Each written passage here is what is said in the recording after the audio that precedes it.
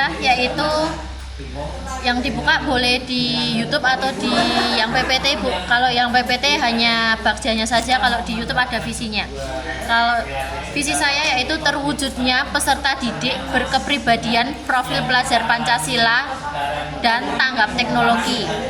Kemudian bagja yang saya ambil yaitu karena bagja kan dari kelebihan atau power seorang guru yang saya ambil yaitu guru inovatif, mampu menciptakan pembelajaran yang dapat meningkatkan kreativitas peserta didik. Jadi yang saya tekankan di sini adalah kreativitas peserta didik. Untuk bagja yang pertama yaitu buat pertanyaan. Pertanyaan yang pertama yaitu apa yang dapat saya lakukan untuk menciptakan pembelajaran yang dapat meningkatkan kreativitas peserta didik. Tindakannya yaitu mengeksplorasi informasi tentang kegiatan yang dapat meningkatkan kreativitas peserta didik. Bisa jadi guru itu guru sendiri, kayak tadi kalau Putri tadi best practice, saya itu bisa mengikuti IHT atau seminar-seminar kalau murid saya juga dapat mengeksplor dirinya mereka sendiri. Kemudian yang kedua yaitu mengamati beberapa ide, meniru, lalu memodifikasi ide menjadi sebuah ide baru. Itu baru bisa dapat dikatakan kreatif. Kemudian peserta didik saya dapat berkolaborasi dengan teman sejawat untuk memunculkan ide yang baru. Yang keempat yaitu merancang kegiatan pembelajaran inovatif yang dapat meningkatkan kreativitas peserta didik. Kemudian bagja yang kedua yaitu ambil pelajaran dengan pertanyaan siapa rekan sejawat yang dapat berkolaborasi untuk meningkatkan kreativitas. Yaitu tindakan saya yaitu mencari rekan sejawat yang memiliki kreativitas tinggi dan sudah pernah melakukan untuk diajak berkolaborasi. Pertanyaan yang kedua yaitu apa saja aktivitas yang dapat menumbuhkan kreativitas peserta didik. Tindakan saya yaitu mencari ide atau kegiatan yang dapat menumbuhkan kreativitas peserta didik. Jadi saya di sini ambil pelajarannya baru mencari, Bapak Ibu. Kemudian yang ketiga yaitu gali mimpi. Pertanyaan saya yaitu apakah kebiasaan baru yang dapat muncul dalam menciptakan pembelajaran yang dapat meningkatkan kreativitas peserta didik.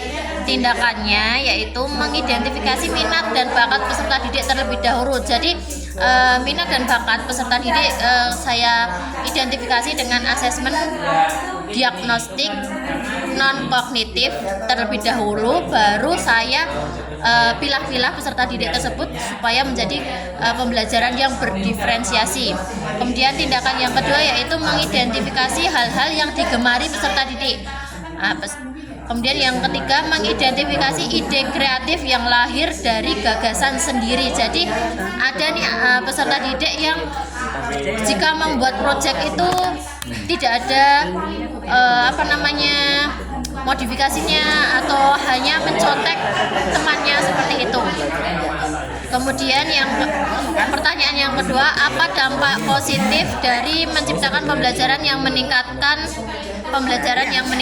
kreativitas peserta didik, yaitu membuat rencana pembelajaran. Ini masih yang tadi kebiasaan baru, membuat rencana pembelajaran yang dapat meningkatkan kreativitas. Kemudian ini yang dampaknya, lahirlah peserta didik yang memiliki kreativitas yang tinggi berdasarkan tingkat originalitas dan keunikannya.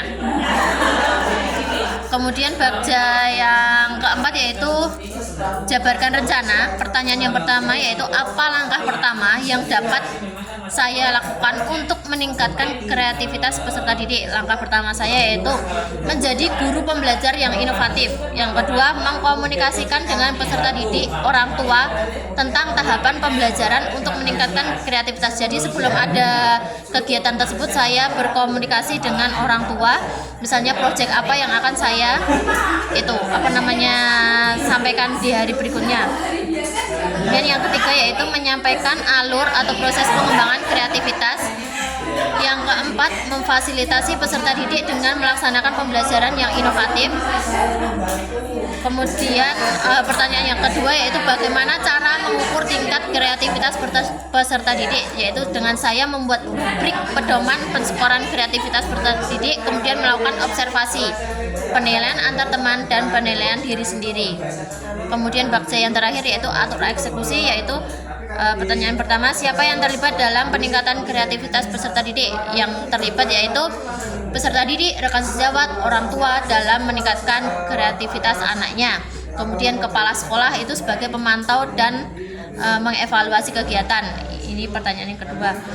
Kemudian pertanyaan yang terakhir, bagaimana pencatatan kemajuan kreativitas peserta didik? Yaitu dengan adanya penggunaan rubrik, pedoman peskoran, dan observasi yang akan saya catat dalam sebuah grafik akan dapat diketahui kemajuan kreativitas peserta didik. Itu saja paparan dari saya, kurang lebihnya mohon maaf. Wassalamualaikum warahmatullahi wabarakatuh.